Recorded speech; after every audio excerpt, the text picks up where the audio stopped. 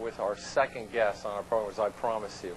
He's running against incumbent Bob Filner, the 51st District in San Diego, running for U.S. Congressman as a Republican. His name is David Lee Joy. David, thank you very much for joining us. Oh, you're welcome. Good to be here, Mr. Lambert. Really appreciate Thank you for having me. Having you on.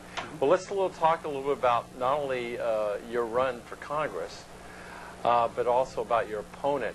Now, why don't you explain to the audience why you feel like you're ready to take on this position as a congressman in the United States Congress? It's a good question, and the reason I feel I am qualified to run for Congress, to take on this position in Congress, and what sets me apart from Bob Filner is I'm a business owner and I'm results-oriented, and that's the Republican Party, is that we solve problems.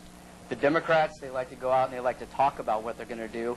They like the process of legislation, but they don't actually get the results.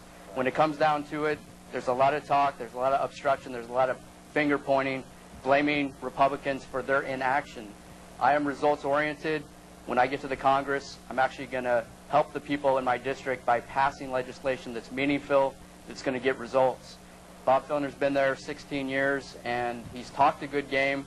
He goes and tells people that he's working on these things, and he takes credit for things that really he had nothing to do with.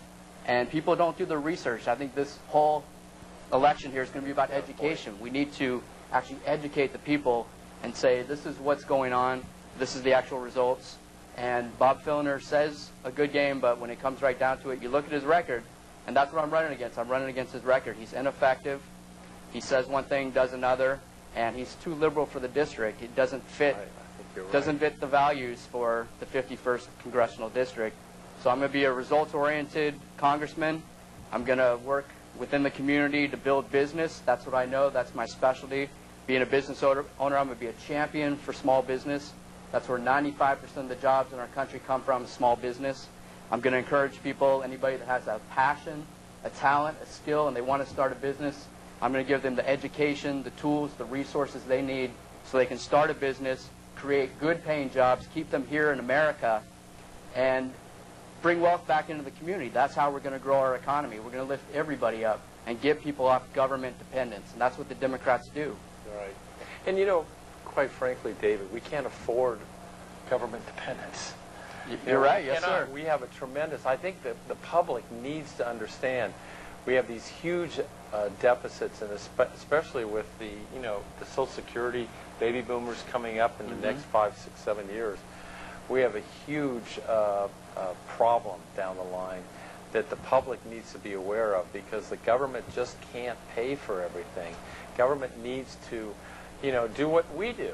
What does a small businessman do when they're having tight times? They cut back. They try to be more effective in the way they do things, and that's what government needs to do. Don't you think so? Yes, sir. No, that's right.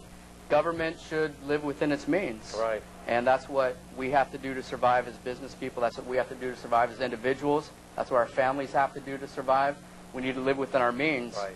And when we have these deficits, it not only destroys our economy, but it puts in jeopardy our entitlement programs that you talked about, right. Social Security, Medicare. When we are balancing our budget, when we're living within our means, when we're paying down on our national debt, that means lower interest rates. Right. That means people have the opportunity, more ability to take out a loan to start a business. It means people have better options to buy a home at a low interest rate, to save money, put more money back in their budget to pay for their family needs. Right. It means that we're creating more jobs. It means that we're growing our economy. It means that we are becoming more self-sufficient as a country. And we need to pay down that debt, because we're passing this on to our future generations, and they're not going to have as many opportunities, I'm afraid, as we had coming up if we keep spending like we have. We need to shut off that spigot, and that's where we're going to grow and become a super nation like we've always been, and that's what we need to do. We need to really cut our spending.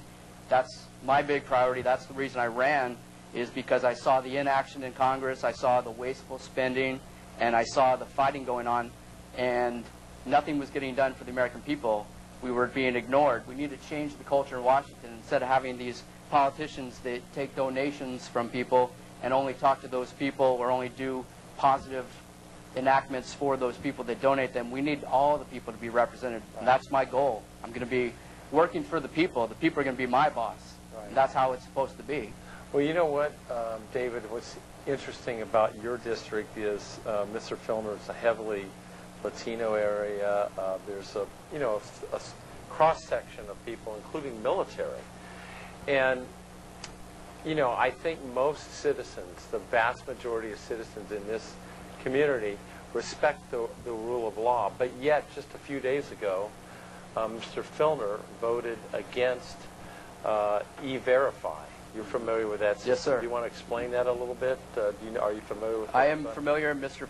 Filner, he was one of only 2 congressmen in the House. Over 400. 435 congressmen. He was one of only 2 to vote against this E-Verification program.